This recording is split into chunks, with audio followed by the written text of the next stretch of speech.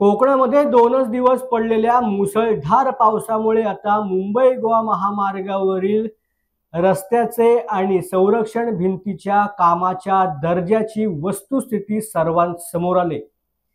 मुंबई गोवा महामार्गावरील परशुराम घाटामधील गॅबियन वॉलच्या लगतची माती जोरदार पावसामुळे वाहून गेले, त्यामुळे त्यातील संरक्षण भिंत आता धोकादायक परिस्थितीमध्ये बनल्याचं पाहायला मिळतंय। भिंत कोसळण्याचा धोका देखील मोठ्या प्रमाणात निर्माण झालाय। दरवर्षी पावसाळ्यामध्ये परशुराम घाट हा डोकेदुखी ठरतो। राष्ट्रीय महामार्ग विभागाने केलेल्या उपाययोजना सातत्याने फेल ठरतायत।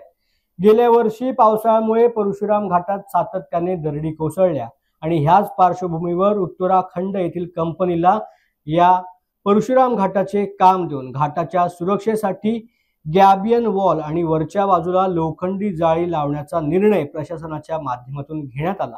त्यासाठी कोट्यवधीची निविदा देखील काढण्यात आली।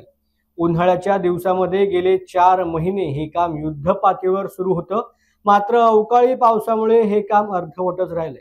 घाटाच्या खाली बांधलेल्या गॅबियन वॉलची माती ही पहिल्याच अवकाळी पावसामध्ये वाहून गेली होती। आता पुन्हा एकदा गॅबियन वॉल लगतची माती जोरदार पावसात आणि डोंगरावरून येणाऱ्या पाण्यामुळे वाहून गेले, त्यामुळे त्या ठिकाणी असलेल्या संरक्षण भिंतीला मोठा धोका निर्माण झाल्याचं पाहायला मिळतंय।